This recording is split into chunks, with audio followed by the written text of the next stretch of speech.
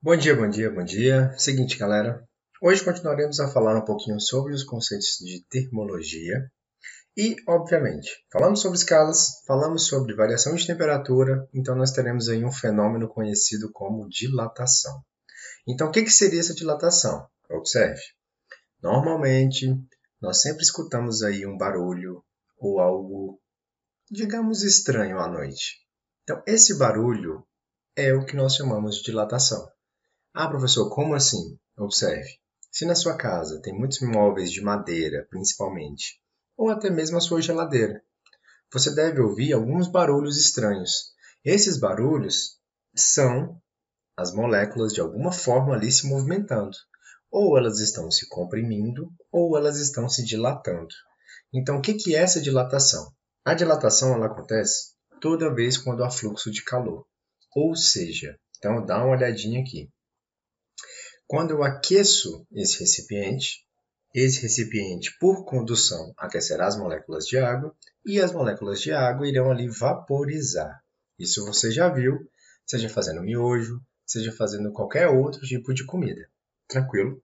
Então, temos processos de propagação de calor? Também temos. Lembrando, quais seriam os principais processos de propagação de calor? Isso você também precisa lembrar. É o que nós chamamos de condução, convecção e irradiação. Ou radiação, tanto faz. Radiação e irradiação, mole, tu já lembra de todos eles, até porque nós já comentamos bastante sobre as ondas e sobre a ótica. Então você sabe ali todo o espectro eletromagnético e como que essas ondas se propagam. Tudo bem? Então, falei de radiação, lembra de ondas eletromagnéticas. Todo aquele espectro ali. Infravermelho, ultravioleta, luz visível e por aí vai. Condução e convecção também são formas de propagação de calor, ou seja, de transporte de energia. Como que isso vai acontecer? A condução é um nome específico para associar a qualquer tipo de transferência por meios físicos, por meios sólidos, tudo bem? Então, toda vez que eu estiver falando aí sobre condução, você vai se lembrar de meios sólidos. Já a convecção, você vai lembrar de fluidos. Então, toda vez que eu falar de fluidos, lembrando, fluidos você consegue abarcar tanto fenômenos ali líquidos quanto gasosos, ok? E a irradiação seria todos esses, sólido, fluido e tudo mais, e o vácuo. Então, nós temos aí também uma outra utilização aí da irradiação, tá certo? Então, exemplo, a sua cafeteira, por exemplo.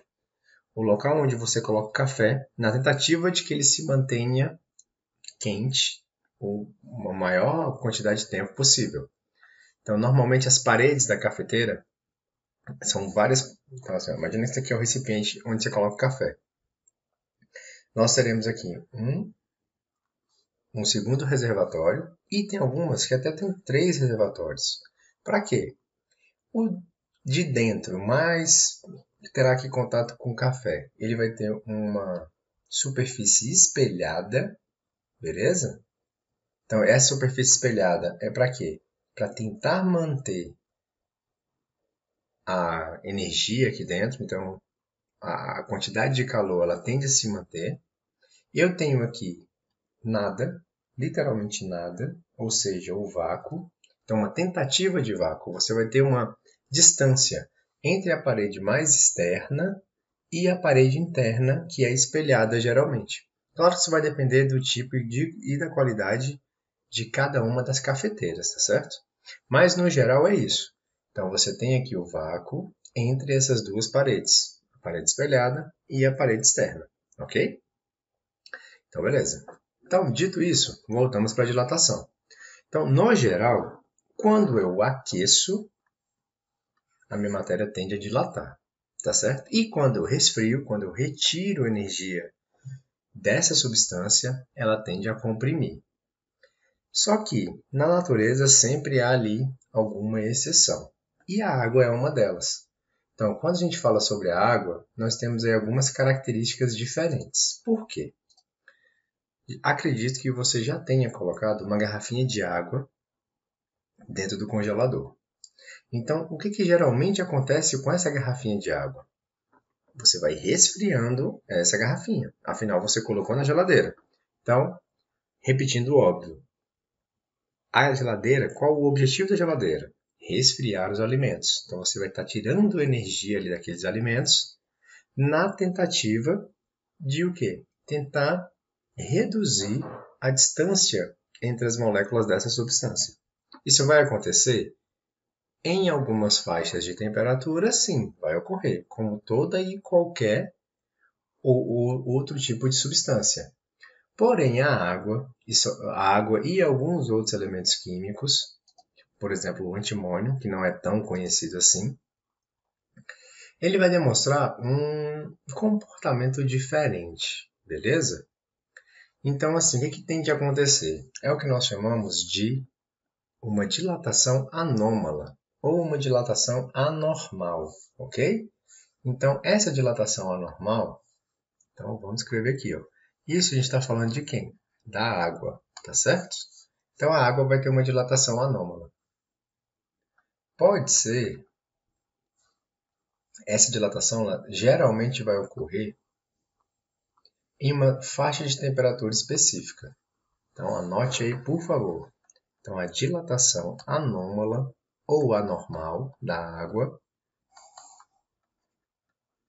ela ocorrerá entre 0 e 4 graus Celsius. Então, como que você pode observar isso? Lagos congelados. Então, quando a gente estiver no Ártico, normalmente você consegue observar. Primeiro, as casas são feitas de materiais diferentes. Normalmente são feitas de gelo, que é o tão conhecido iglu. Não só isso. Ali dentro você consegue observar que as roupas das pessoas que residem ali também são confeccionadas com outro tipo de material. Na tentativa de quê? Impedir que haja troca de calor, ou seja, para que as pessoas obviamente não venham a morrer por conta de hipotermia. Então, dilatação, bora dar uma olhada lá. Quando você dá uma olhada naqueles lagos, você observa que há uma grande crosta de gelo. Bom, nessa simulação que aparece agora na sua tela, tem como nós termos uma noção de como ocorre o comportamento de diversas substâncias a partir da mudança de pressão, volume e temperatura, beleza? Então, observe, esses três conceitos eles têm que ficar muito inteligíveis, muito compreensíveis aí na sua cabeça, tá bom? Então, por exemplo, vamos lá, eu peguei aqui um elemento químico qualquer, tá? Então, aqui ó, tem o neônio, tem o argônio, o oxigênio, água, então bora lá. Neônio, esse azulzinho aqui. Por exemplo, quando eu elevo a temperatura, observe, eu aqueço o recipiente aquece essas moléculas, então imagine que cada bolinha dessas aí seja um elemento químico que vai formar ali uma molécula, tudo bem? Então observe, quanto maior a transferência de energia, a transferência de calor, maior vai ser o movimento dessas moléculas, dessas partículas. Vamos usar a partícula que é mais coerente. Lembrando que a molécula ali seria uma junção, uma mescla de algumas partículas. Então, o que eu quero que você observe? Aqui nós temos um manômetro, ou seja, manômetro, medidor de pressão. 128 K. K ou Celsius. Então, aqui nós já temos o quê? Escalas termométricas. Está vendo aqui o meu termômetro bonitinho. Então, Kelvin geralmente é o que nós conhecemos como escala absoluta ou escala científica. E detalhe, está vendo que está ocorrendo várias colisões entre essas partículas? Então, quanto mais energia elas ganham a partir do fogo que está ali embaixo, você vai observar um número maior de partículas em movimento. Detalhe, aqui necessariamente você vai observar o quê? O que nós chamamos de colisões elásticas. Então, lembra lá da mecânica do ano passado? Nós falávamos ali sobre colisões, e a colisão elástica é aquela onde nós conseguimos observar a conservação da energia e do momento, tá certo? Então, ou seja, bateu, voltou, bateu, voltou. Então, essas energias elas estão se conservando e fazendo com que uma bolinha bata na outra, até, olha aí, explodiu a tampa. Então, olha, tivemos um problema. Tranquilo? Então, basicamente é isso. Então, aquecer a matéria tende a dilatar, ou seja, as partículas vão em busca de um volume maior por conta dessas colisões contínuas entre uma partícula e outra. Tranquilo? Então, vou aquecer de novo. Está ocorrendo aí a expansão do volume, então ocorre o que nós chamamos de dilatação. Observe, você já viu essa dilatação? Você consegue observar entre os meios fios que tem ali na rua. Você percebe que tem um espaço? Aquele espaço é para dilatação. Ou na cerâmica da sua casa. Outro exemplo muito contundente é a distância entre um poste e outro. O poste de energia elétrica, que abastece a sua casa. Pois é, entre um poste e outro, normalmente, nós conseguimos observar um fio. E esse fio ele não está totalmente esticado. Ele tem tipo uma barriguinha. Então, aquela barriguinha também é na tentativa de deixar espaço para que, caso haja uma variação de temperatura muito brusca, ele se estique e não venha se romper. E detalhe, estamos numa cidade meio louca com relação à temperatura. Então, assim, nós temos ali variações muito bruscas. Ora está muito quente, ora está muito frio, ok? Então, há uma grande possibilidade de que esse fio venha se romper. Outra possibilidade desse simulador é que nós podemos acrescentar novas partículas. Observe, ao acrescentar novas partículas, eu vou ter um número maior de interações, eu vou ter um número maior de colisões, logo, a pressão tende a aumentar. Tranquilo? Lembrando, posso utilizar ATM como unidade de pressão. Quando estou falando de ar, quando estou falando de pressões muito elevadas, eu utilizo o ATM. Posso utilizar o Pascal, que é a unidade padrão, tá certo? Ou posso utilizar também o milímetro de mercúrio, ou o centímetro de mercúrio, que ele é muito comum quando nós estamos falando de saúde. Ao você ir ao médico, ele vai mensurar a sua pressão arterial. Então, essa pressão arterial, normalmente, ela é utilizada, ela é exibida a partir dessa unidade de medida, mmHg. Então, vai aparecer assim, 120 mmHg por 80. Então, eu estou falando do quê? Eu estou conversando aí contigo com relação a sístole e diástole, ou seja, o movimento que o coração faz para bombear o sangue ao longo de todo o seu corpo. Beleza? Então, ora contrai, ora expande. Ora contrai, ora expande. Sístole, diástole. Beleza? Então, bora lá. Então, tá vendo aqui? Diferente das áreas que você for escolher para trabalhar como profissão, você tem que necessariamente aprender um pouquinho aí de física. Então, eu posso ainda exercer uma força externa. Então, ao exercer essa força externa, o que tende a acontecer? A pressão também vai aumentar. A pressão aumentando, eu não vou ter um número maior de colisões entre essas partículas, então vai ter uma transferência de energia. Logo, lembra aí, temperatura também não é. Também posso conceituar temperatura como movimento, energia cinética média das moléculas. Então, se esse movimento aumentou, tu concorda comigo que a energia cinética vai aumentar. Lembrando o que é energia cinética? Energia cinética não é energia associada ao movimento. Então, estou aumentando o movimento. Então, estou aumentando a quantidade de energia. Se eu aumento a quantidade de energia, logo eu também aumento a temperatura. Tá certo? A ponto de explodir aí o meu reservatório. Beleza, mole mole. Já falamos sobre dilatação. Então, vou até mudar. Vamos colocar aqui o argônio. Então, ó, superaquecido. Então, está expandindo, tem dilatação. Mas eu também posso fazer o inverso. Ao invés de inserir energia na substância, eu posso fazer o seguinte, eu posso retirar essa energia. Então, como que eu vou fazer? Como isso vai ocorrer? Quem tem mais, passa para quem tem menos. Isso naturalmente. Tá certo? Então, ó, coloquei um gelinho ali. Então, eu vou reduzir. Observe. Vou tentar retirar o maior número de energia possível. Então, tá ali. Ó. Tá vendo que houve ali uma contração e as partículas ficaram mais próximas umas das outras por conta da redução da energia de cada uma dessas partículas. Posso colocar também a água. Ó, você já percebe que a molécula de água ela já é meio loucona. Então, lembra lá? Água H2O. Então, eu tenho ali a vermelhinha, que é uma partícula de oxigênio, e as duas brancas seriam o quê? Ligações de hidrogênio, tá certo? Então, H2O. Então, você já observa que a configuração molecular dela já promove uma junção de estruturas diferente. Então, o que a gente vai tentar fazer aqui? Então, observe. Se eu aqueço, dilata. Se eu reduzo a temperatura, contrai, certo? Então, vamos ver se é isso que vai acontecer mesmo.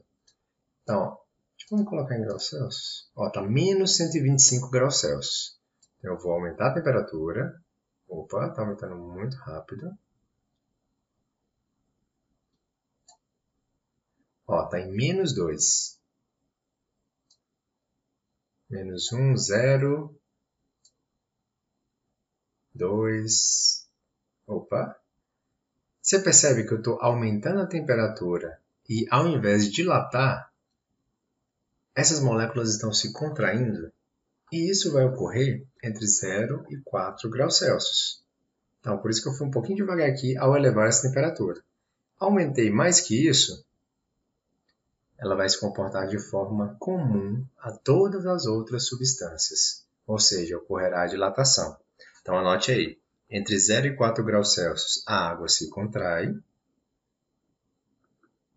e depois disso, de 4 para cima, ela vai dilatar normalmente. Da mesma forma, quando você coloca a sua garrafinha na geladeira. Então, lá quando você coloca a garrafinha na geladeira, vai ser o inverso. Ela está muito quente, então, bora resfriar aqui. Vamos diminuir a temperatura aqui da água.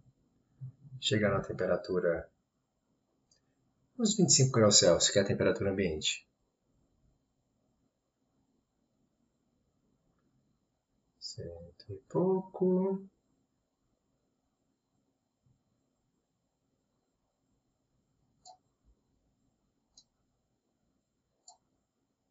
Ó, 27, que é algo muito semelhante, um pouco próximo aí da temperatura ambiente. Então, tá lá sua garrafinha com água, eu vou colocá-la dentro do congelador, beleza? Então, quando eu coloco a água dentro da geladeira, normalmente ela tende a ir até 0, que é a temperatura de equilíbrio ali, comumente, né, idealizada para refrigeradores. Agora, quando eu coloco no congelador, normalmente essa temperatura tende a diminuir um pouquinho mais. Aí vai dependendo de marca para marca, tudo bem? Então, eu vou diminuindo aqui aos poucos para nós observarmos o que acontece. Então, está vendo que está tudo contraindo? Estou reduzindo a temperatura, logo estou retirando energia, então ela tende a contrair. Esse é o comum, né? É o mais coerente. 6, 5, 4, 3, 0. Então, 0 graus Celsius. Perceberam aqui, ó, do 4. Opa. Vamos chegar no 4. 9. 5. Tá vendo que ainda está? 4, 3, 2, 1, 0. Percebeu que entre 4 e 0 nós tivemos aí, ao invés de uma redução do volume, houve um aumento, ou seja, ela dilatou. De 4 a 0, houve uma dilatação. Perfeito? Que é o que acontece quando a sua garrafinha congela, né? Ela tende a ampliar o volume ali de gelo. Tudo bem? Mole, mole. Beleza. Então, essa aí é a dilatação anormal que acontece com a água e também pode acontecer com outros tipos de materiais.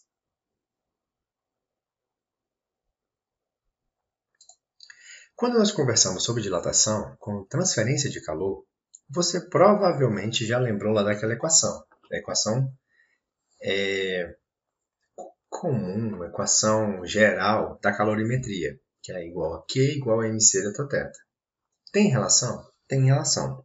Mas não é bem essa equação que nós utilizamos aqui. Então, observe. Tem como mensurar a dilatação? Sim. Tem como nós medirmos a dilatação. Então, por exemplo, dá uma olhada aqui nessa figura A. Nessa figura A, nós temos aqui uma barra metálica e eu estou aquecendo essa barra metálica. Então, empiricamente, ou seja, na prática, nós conseguimos medir esse bastão. Então, nós temos ali o quê? Claro, professor, mas esse bastão ele vai aumentar, vai duplicar de tamanho? Não, não faz sentido, acredite. Duplicar é demais. Então, assim, sei lá, 1 metro de cabo. Vai aumentar ali uns 10 milímetros, 2 milímetros. Então, assim, tá vendo como é uma coisa muito, muito pequenininha? Mas pode trazer alguns conflitos. Por quê? Sua porta. Se a sua porta for feita de madeira, em determinadas épocas do ano, você vai observar que a porta não vai fechar com muita facilidade. Porque geralmente ali há todo um estudo ao colocar aquela porta. Quais as possíveis distâncias? Então, quando foram colocar a porta na sua casa, levar em consideração a dilatação, o fato daquela substância da porta em si aumentar ou diminuir? Então, e sim, parece bobeira e é por conta de milímetros, né? Algo muito, muito pequenininho, mas faz diferença, tá certo? Então, observe, se verão, sei lá, agosto, setembro, no caso de Brasília, onde nós temos ali uma temperatura muito, muito alta e uma umidade do ar muito baixa, você vai observar que a sua porta ela literalmente vai crescer, tá certo? Ela vai aumentar um pouquinho ali. Na física, normalmente, nós conseguimos mensurar a dilatação, não só a dilatação, como outros fenômenos naturais, e além disso, nós também fazemos aqui uma divisão para ficar mais fácil esse estudo. Como assim? Eu tenho a dilatação linear, a dilatação superficial e a dilatação volumétrica. O que significa isso? Então, basicamente, lembra ali, nós somos objetos em 3D. Nós temos 3 dimensões: altura, largura e profundidade. Aqui não vai ser diferente. Então, ora, você vai analisar somente uma dimensão, que é o que nós chamamos de dilatação linear. Ora, você vai analisar 2 dimensões, que é o que nós chamamos, por exemplo, de dilatação superficial. Ou seja, vou levar em consideração a área. Então, linear, linha, uma linha. Então, só uma dimensão. Superficial, 2 dimensões. Então, 2 dimensões, então, metro quadrado, centímetro quadrado. Então, já é uma maneira aí de você também não errar. Apele para as unidades de medida. Dilatação volumétrica, volume. Comprimento, largura, profundidade. Tá certo? Professor, mas tudo que a gente vê, tudo que a gente toca, está em 3D. Sim, concordo contigo. Então, o mais coerente é que nós utilizemos a dilatação volumétrica. Sim, sem dúvida alguma. Mas, para facilitar o estudo e para facilitar a sua compreensão, é que nós normalmente dividimos em 3 partes, tá certo? São muito parecidas. Fica tranquilo que a equação não vai ser tão complicada assim, tá certo? Então, bora lá. Então, ponto inicial. Eu tenho uma barra de ferro. Essa barra de ferro vai aquecer e, ao aquecer, ela vai variar de tamanho. Então, toda vez, então, já vai aparecer aqui letrinhas diferentes. L0. L0 é L de linear. Então, você vai ter o comprimento inicial. ΔL, delta não é variação? Então, variação do L, variação do comprimento, variação linear. Então, vai ser o quanto a minha barrinha cresceu. Uma dica para você não errar nas questões. O número menor sempre vai ser o ΔL, tá certo? Porque a dilatação nunca vai ser o dobro do tamanho inicial, por exemplo. E olha que aqui tem o Ozinho de origem, ou início. Você fica a seu critério como você queira chamar. Então aqui é para que você perceba. Então, tá vendo como a dilatação vai ser muito, muito pequenininha frente ao tamanho real do objeto? Tá certo? Então, fique esperto com relação a isso. Então, beleza. Então, vamos construir aqui a nossa equação. Então, eu sei que a equação... Então, eu quero saber o quanto que houve, quanto dilatou. Não é isso? Quanto que a minha barra cresceu. Então concorda comigo que o quanto minha barra cresceu será meu ΔL? Então, ΔL, variação linear. Variação do quanto aumentou. Tá, mas para eu saber se a barra aumentou ou se a minha borda cresceu, você concorda comigo que necessariamente eu preciso saber o tamanho inicial dessa substância? 1 metro, 2 metros, é grande, é pequeno? Então, para eu fazer ali comparações, necessariamente eu preciso saber o tamanho inicial. Senão, como que eu vou saber o quanto cresceu? Tudo bem? Então tá bom. Além disso, eu preciso também de quê? Variação de temperatura. Por quê? Se eu não inserir calor, como que essa matéria vai crescer? Como que vai ocorrer ali a dilatação? Tá vendo que não faz sentido? Então, beleza. Então, eu já sei também que esse ΔL ele é proporcional. Ele é diretamente proporcional ao quê? À variação de temperatura. Então, aumentei a temperatura, aumenta o comprimento. Tá, então assim, eu tenho um comprimento inicial, eu tenho variação de temperatura, e agora só falta mais uma letrinha. Que letrinha é essa? Então, observe. Nas aulas anteriores, eu te falei um pouquinho sobre as características da matéria.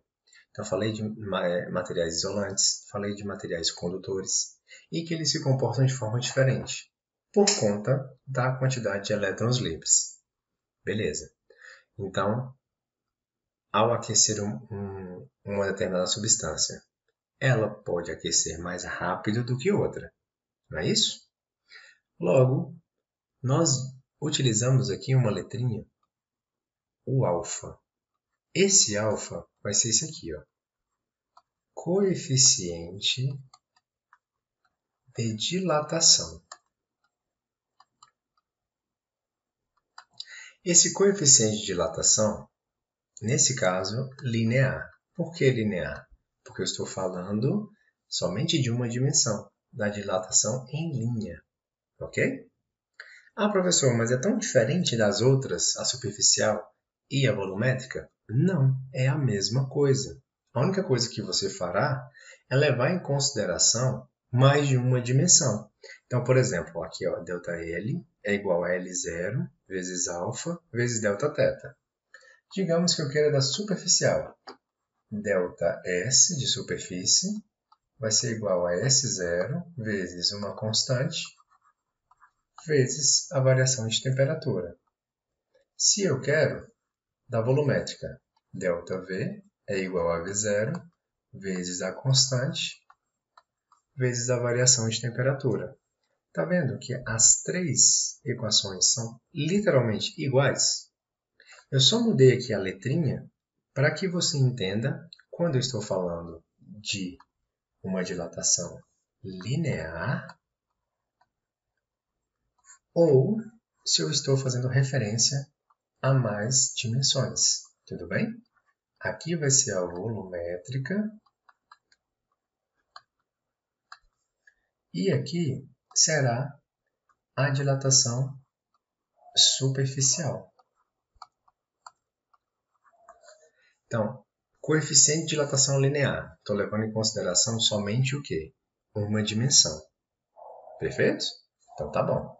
Então aqui, se eu quero mais de uma dimensão, aqui não seriam duas dimensões? Então seria 2 alfa. Olha que bonitinho. Vou até melhorar esse alfa para você não confundir com o 2. Porque, né? Superficial, superfície, comprimento e largura. 2. Agora, se eu quero volume, por exemplo. Volume, não são 3 dimensões? Então, aqui foram 2, aqui serão 3. Então, aqui você coloca 3 vezes quem? O alfa. Tá certo? Então, ó, alfa, linear, linha. 2 alfas, superficial, 2 dimensões. 3 alfas, 3 dimensões. Tá certo? No seu livro, irão aparecer aqui outras letrinhas, tanto para o 2 alfa quanto para o 3 alfa. Ao invés de colocar 2 vezes alfa, vai aparecer para você o beta. Tá errado? Não tá. Também está coerente. Quando eu falo sobre volumétrica, vai aparecer aí para ti o gama. Vou melhorar esse gama aqui também. Gama. Então, ó, alfa, beta e gama. Alfa, linear, beta, superficial, gama, volumétrica. Tudo bem? Então, aqui ó, é só uma sistematização. A gente está utilizando as letrinhas de uma maneira que fique mais fácil para você lembrar. Tá?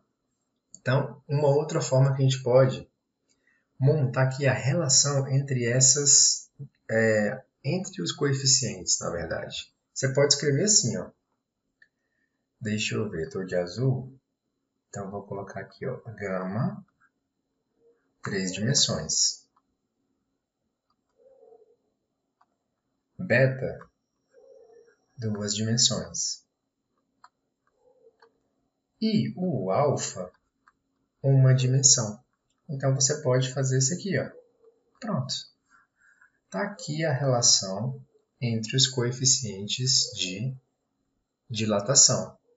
2 alfas é igual a 1 beta. Então, esquece a gama sobre 3 e dá uma olhada só nessas duas razões, nessa igualdade aqui. Ó.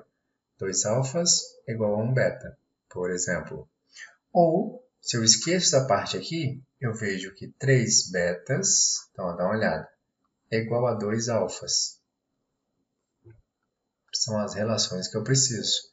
Ou 3 alfas é 1 gama. Faz todo sentido com o que nós colocamos aqui anteriormente. Tá certo? Então, mole. Então, o que você fará nessas equações, nessas questões sobre dilatação linear? É muito simples. Fará da seguinte maneira. 1, 2, 3, 4 letrinhas. Eu vou te dar 3, você vai achar uma. Só isso. Então, lembrando, linear, metro. Metro aqui, metro aqui. Aqui vai ser o quê? Temperatura. Porque não é variação de temperatura. Então, vamos até escrever aqui. Ó. Um pouquinho aqui embaixo. Deixa eu colocar de uma outra cor.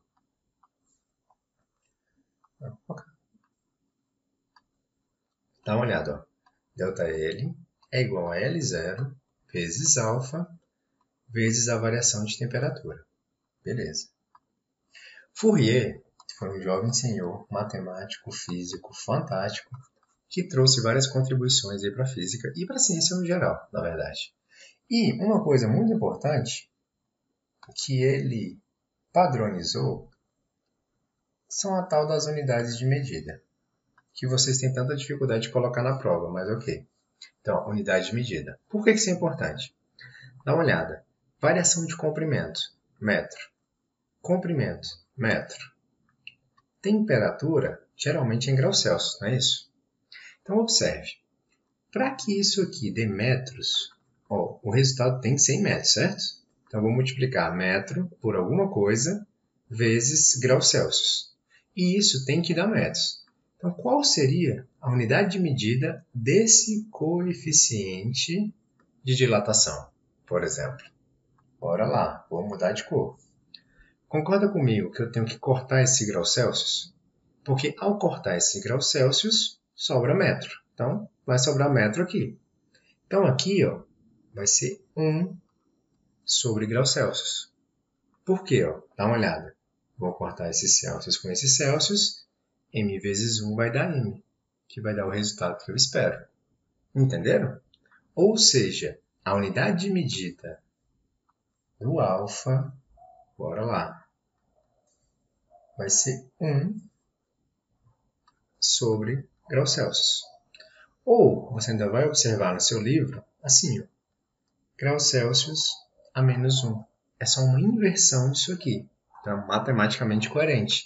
E até uma forma mais fácil também de descrever essa unidade de medida. Ok? Então, ó, professor, dilatação vai dar números pequenininhos? Vai dar números muito pequenininhos. Então, você já espera aí, ó, 1 vezes 10 a menos 9 graus Celsius a menos 1. Então, por exemplo, esse aqui é um alfa de uma substância qualquer. Claro que isso tudo é tabelado, você não precisa decorar essas coisas. Mas o que você precisa entender? Que esse grau Celsius a menos 1 é só para dizer que eu estou falando do coeficiente de dilatação, seja o alfa, seja o beta ou seja o gama. Qualquer um dos três. E aqui, ó, 1 vezes 10 a menos 9 é a notação científica. Por quê? Porque será números muito, muito pequenininhos. Vou te dar um exemplo. Bateria de celular. Bateria de celular, o objetivo é o quê? Você a carrega para utilizar as funções do seu celular. Já deve ter acontecido isso com você com certeza. A sua bateria ficar um pouquinho gordinha, vai passando o tempo, você vai perdendo ali as características de gerenciamento de energia e ela vai dilatando, dilatando, dilatando até não mais funcionar. Tá certo? Então, assim, uma bateria ela pode dilatar muito? Não, porque pode gerar um acidente. Então, assim, não faz muito sentido, captaram? E aqui embaixo, nós temos aqui, ó, observe, uma tabelinha que demonstra o coeficiente de dilatação de alguns dos elementos. Chumbo, zinco, alumínio, prata, ouro, vidro, porcelana e por aí vai. Tá certo? Então, vou te dar um exemplo prático. Obturação.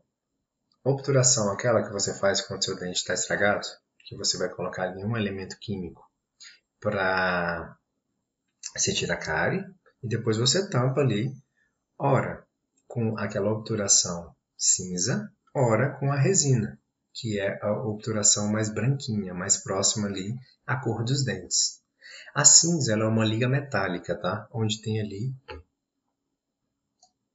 que contém mercúrio, que é o que nós chamamos de amálgama. Ou seja, amálgama é aquela obturação meio cinzinha, a mais antiga que hoje a gente quase nem utiliza.